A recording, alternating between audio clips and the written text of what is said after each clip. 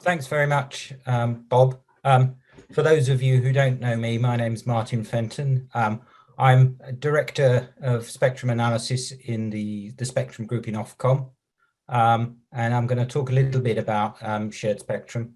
I'll keep this very short. I've only got 5 minutes, so it'll be a very, very quick canter through a few slides. If you can move on, thanks, Bob. So just to say, one of our key goals is to make sure that businesses have connectivity where and when they need it, different parts of the country in different environments for different things. So that's a key goal of ours. Next slide, please. And we recognize that, you know, one size doesn't fit all. So different users need different sorts of technologies to do different things, from public networks to private networks to proprietary Wi-Fi, narrowband IoT. All of those have a role to play, and we try and aim to make available spectrum where we can for what people need when they need it, where they need it. Next slide, please. Next slide. Right.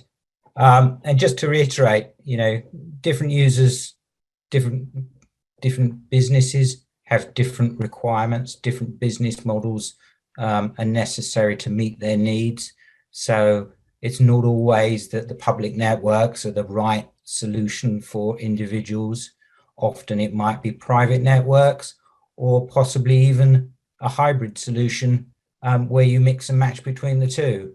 And you know, those networks may be offered by a third party. They might be self-provided, or as I said, they're provided as part of the offering of an MNO. Next slide, please. And so we've made available a lot of spectrum for mobile access. The red block of spectrum, we've made available, obviously, spectrum for the MNOs to use to provide their networks.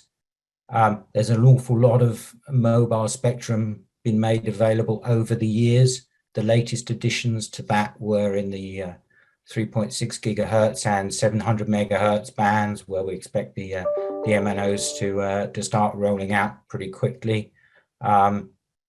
We've also made available local access or shared spectrum. That's the blue block, where we're enabling licensees to access spectrum on a shared local basis.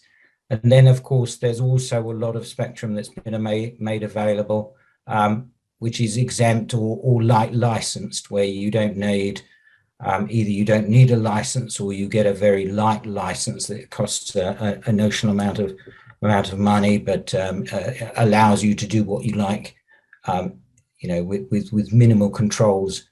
And again, the latest additions to that block of spectrum are the lower 6 gigahertz spectrum. That's the spectrum from 59225 to 6425 megahertz, and then of course the HF spectrum between 100 and 200 megahertz.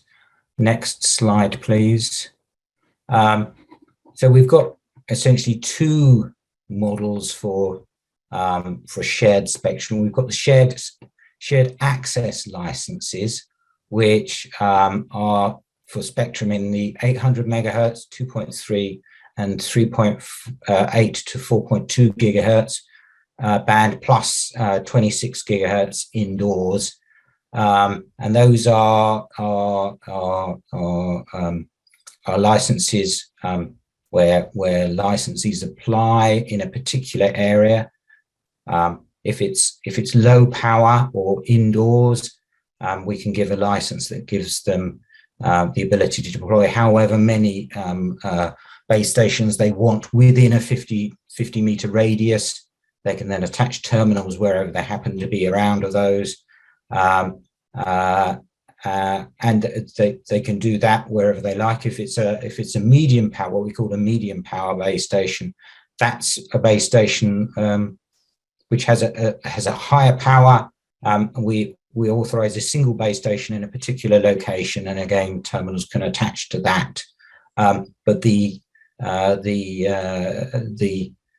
medium power base stations only available in rural areas.